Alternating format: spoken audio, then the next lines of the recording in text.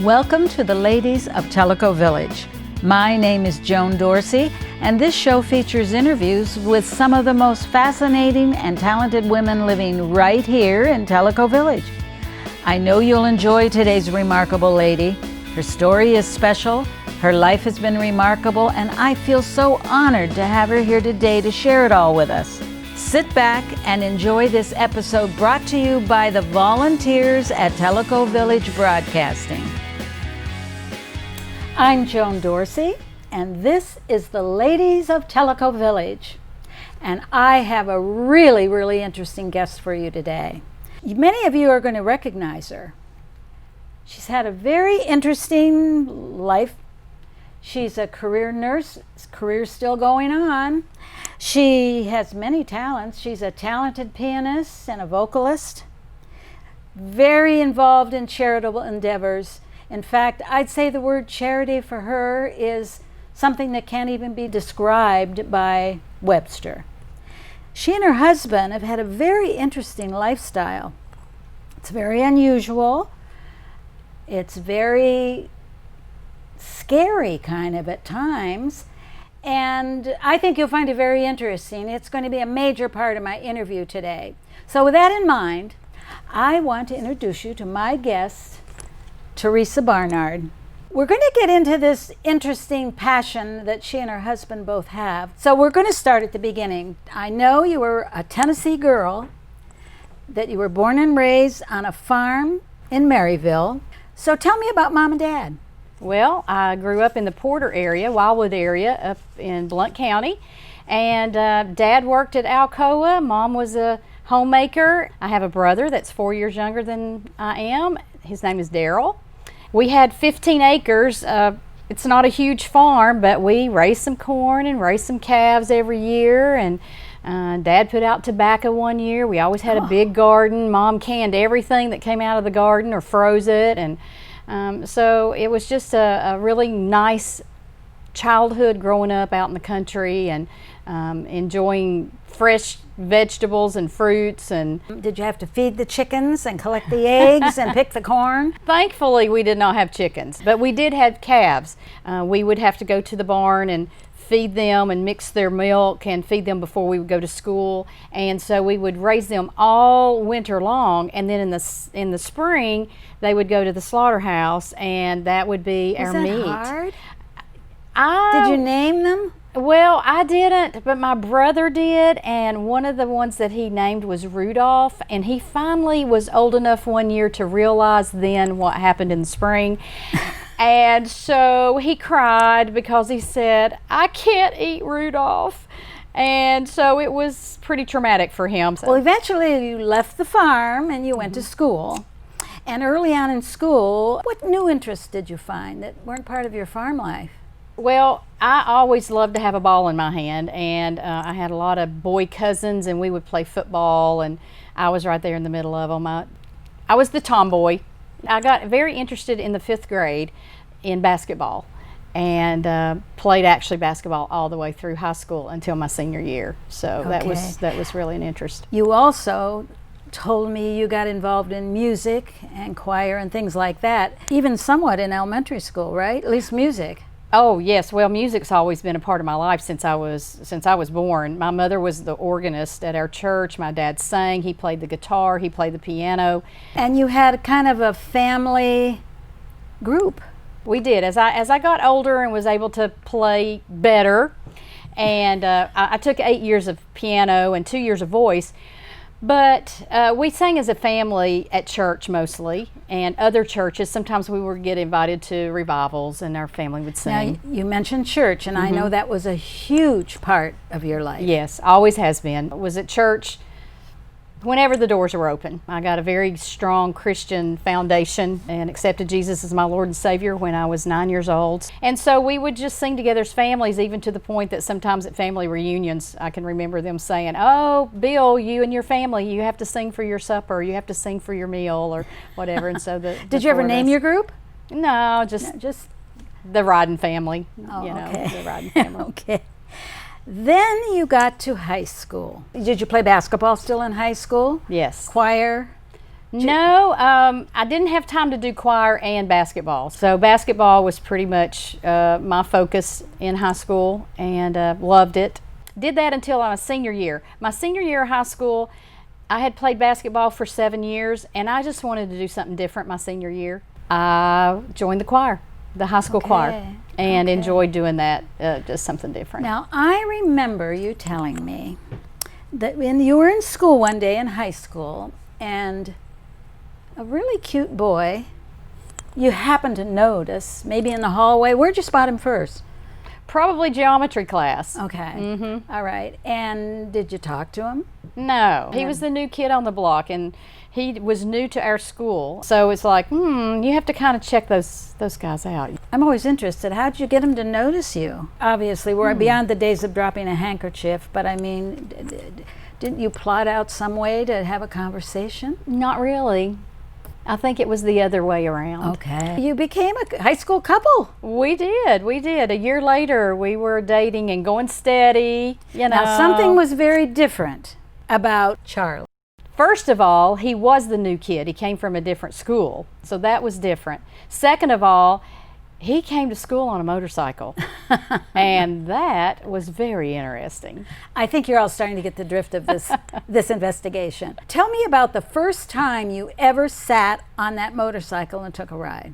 Well, it was probably there in his driveway and around his backyard, but my mother and dad, when they found out he rode a motorcycle, said, "You will not get on that motorcycle on a public road." So we decided what we could do was load that thing up, and it was just a Kawasaki 100, so it wasn't that big. It's just a little bike.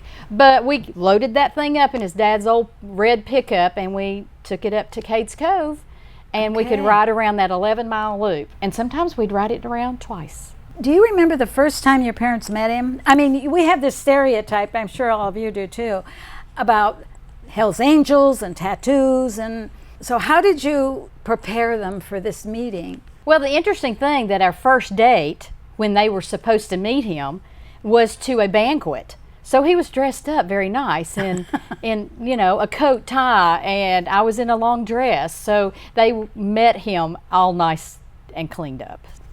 I don't know. He was a nice guy. So I think they tried to see him as who he was and not let the motorcycle identify him. Now, I know you were only allowed to date once a week. So how'd you attack that problem?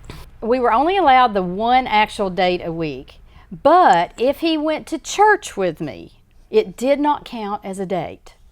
So we, as I said, went to church a lot on Sunday morning, Sunday night, and Wednesday nights. And sometimes our youth group had a special Thursday night meeting. So as long as he was going to church with me, it didn't count as a date. So guess where he ended up? Going to church with me quite a bit. Then you both graduated. I'm sure that was a fun date too, to graduate and go to the prom and all that. You both decided to go to college. Yes. We both got scholarships to ETSU, East Tennessee State University up in Johnson City, at the end of our freshman years when we decided to get married. So we'd been dating 2.5 years by the time that we decided to get married. And he was a pre-pharmacy major. Okay. And I was a medical technology major. We did not graduate with those majors. Both of us changed in our sophomore years. But you became a nurse. Yes. You had 3 nevers you said you would never do. Yes. Boy, you have to be careful with those nevers. I said I would never be a nurse, and I would never be a mother, and I would never marry a minister. That's a very poor batting average, you know I'm that. telling you. But thankfully, I am happily all 3 of those. Charlie did what before he did what he's doing now? Charlie changed from his pre-pharmacy to business finance. And so when we graduated from college, I immediately went to Johnson City Medical Center and had a job. And he went into selling insurance. And then about 1.5 years or so later, he got a position with a small company selling fasteners.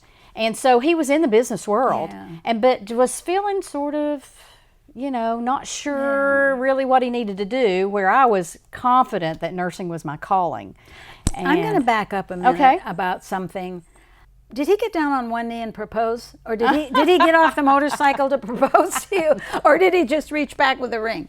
No, neither. You have to understand that we were high school sweethearts and we had to have scholarships to be able to go to college. So we had no money. He actually proposed at a campground standing next to his car, but without a ring because we couldn't afford rings. It was probably 4 months later before he had the money to even get my engagement ring. So he did officially give you your ring? Yes. Was that on a motorcycle too? No.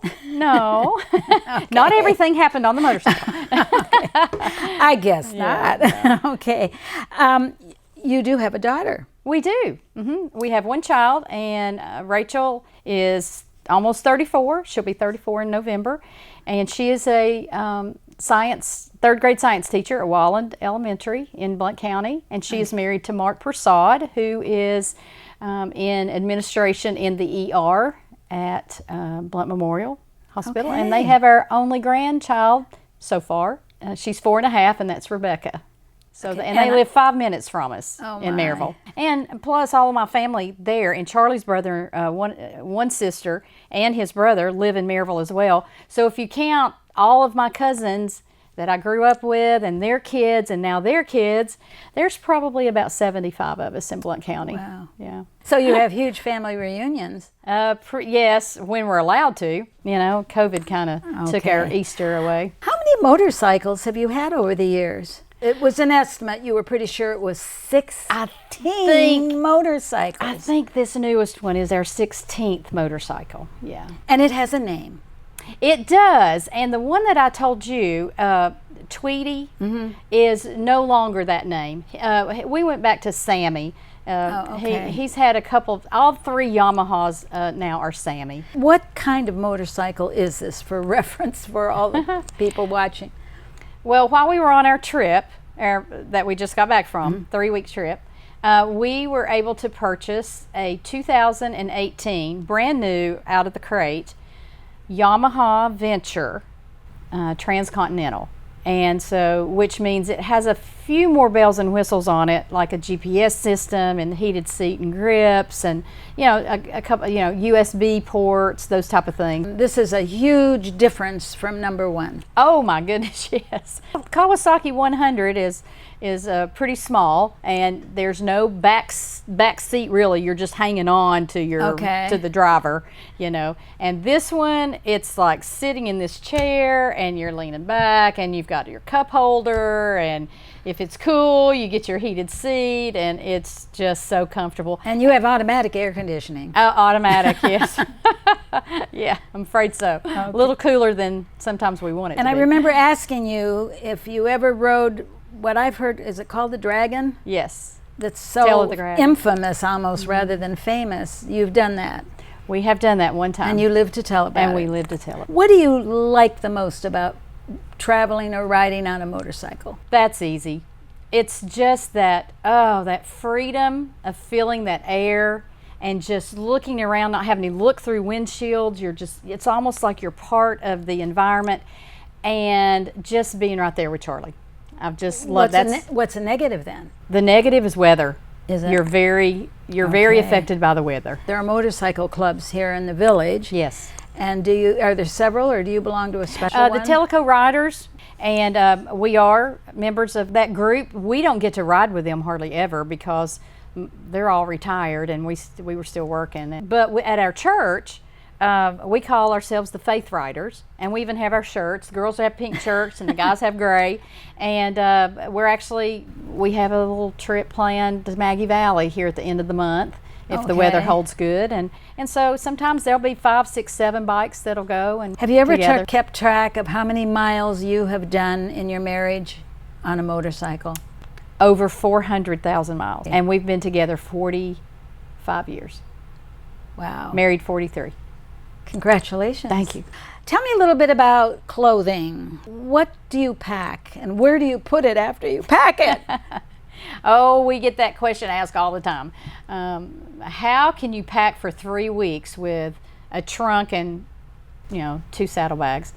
But what we generally do is we pack for 7 days, And almost every hotel anymore has washing facilities, and we just wash every 7 days and just repack it. Oh. So, but we make sure we take our rain suits, which we wore a little more often this trip than we have had to do before. You always take your leather jackets, and but you're wearing your chaps. I only take. Yeah, to explain to the audience about chaps. That you're not cowboys, you're motorcycle people, but Right. what's with the chaps?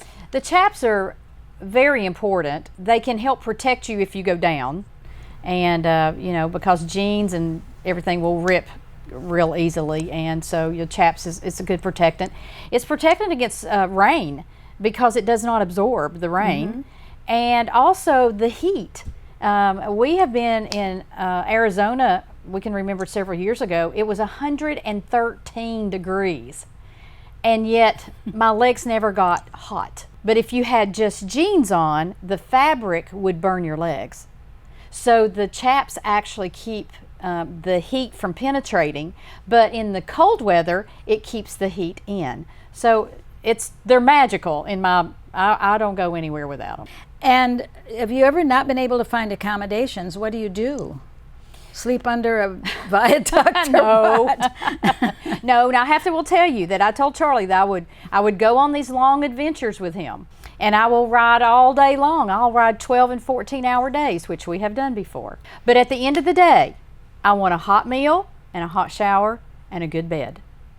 So that Okay. means no camping. And he's never let you down. Never let me down. Okay, I have to ask you about the kinds of people you meet when you're motorcycling. They don't look necessarily like we look today. What kind of experiences have you told me about one interesting one that you had. Well, generally speaking, the rides that we do, we self-plan to avoid certain areas that they may congregate. That we don't have a particular interest, commonality with those type of groups generally. So, like, you know, to go to Sturgis when it's Sturgis week is not something that we would do. Now, we went through Sturgis on this trip, but it wasn't Sturgis week. And so you just go through a little town, and it's a quiet little town. Tell me about the accident. Yeah, several years ago, we were coming back from our Nova Scotia trip, and we were just coming down a 2-lane road. And as we came over the hill and topped the hill and looked down, there was a crossroad, and we just saw motorcycles laying and bodies laying everywhere. And what had actually happened was a car coming from the side crossroad ran the stop sign. And there were 7 motorcyclists coming up the road, and the first 4 motorcyclists hit the car. And the other 3 were able to veer off or slide down. And the first guy that hit the car, just went up in the air and landed flat on his back. And we had to do CPR. We were doing CPR. He was in ICU for like 2 months, but he walks with a cane today. You've seen him since then, or have you not followed seen him. up? We followed up with. Oh, did you? Yes. Oh, that was nice. So, Yeah. and you told me a story about a storm. That was a really scary time. We were coming out of Billings, Montana, and the storm came upon us. And of course, Montana out through there is flat, flat, flat. No place to get off the road. No overpasses. We could have pulled off the side of the road, but then it was so dark, oncoming traffic would not have seen us. And we knew you would eventually ride through the storm because it was coming toward us, and we would ride through it. I told Charlie, I said, "You keep driving, I'll keep praying." So You talked about being in Montana. Have you ever gone somewhere and then it snowed and got icy or bad weather? oh, absolutely. And is it a skill you learn to drive on ice and in snow? and Well, stuff? you don't drive on the ice if you don't have to. You know, it's not good, especially with 2 wheels. If you're on a trike, it's much better because you've got that extra wheel to give you some, you know, stability. We actually came through a hailstorm this past trip, the one trip we just got back from. The little ice pellets about the size of peas were just banging on us, you know, and everything, and that was uncomfortable and cold. Let me tell you, it was so cold. But again, we knew we could ride through it. Tell me about the couple that you were a little leery of. They were parked somewhere on the side, And it had such a nice ending. That was in Dayton, Tennessee, just down the road here. You know, he had the long beard and, you know, the ponytails. And as we sat at the red light, he waved over and said, come over, come over. And we thought, well, okay, we're going to be friendly and we're going to go over, but we're not going to get off the bike. So Charlie just pulled up, kept the bike running, and we said, hey, how y'all doing? He said, we're doing great. He said, we're just letting people know that we're here to ask them about Jesus, and we just want to make sure you all know Jesus. And we said, well, yes, sir, we sure do, and we appreciate what you're doing. And so we just sat and chatted with them then for just a few more minutes. So you told them about the And then Charlie told him that he church was a and everything. pastor. Yeah. Right. You just can't judge the book Yeah. by its cover, because you never know. Yeah. I've seen Sammy, and do you get stopped often and they want to hear all about it? We have, like I said, she's a new bike to us because we just bought her, you know, halfway through our trip. Other bikers say, "I'm not sure I know what that bike is. What is that bike?" You know, and they'll start talking to Charlie about whatever the specifics are, you know. So well, I just can't believe the miles you've traveled, and especially this last trip, which was for a good cause and everything, and it was very successful in that way. You want to just tell me quickly how successful that was, that ride you took? Well, it was called the Ride to Remember, and it was a fundraiser for Our Place, which is for the Alzheimer daycare respite care center that they're wanting to build here in the village. And so we raised $108,000. Oh, it's wonderful what you've both done, and that's the First Baptist Church in Tellico Village. Now, you two have moved onto the farm, Yes. but both of you are so ingrained in social life and religious life and just friendships and clubs here in the village. You are truly never going to deny being a lady of Tellico Village. So, Teresa, I want to thank you so much, let's do elbows, Okay. for being here. Well, thank you so much for inviting me. It's been a real privilege working with you and being able just to tell a little bit about my story. So Yes. thank you very Now, much. I want to get on that motorcycle. Well, okay, let's go. Okay, let's go.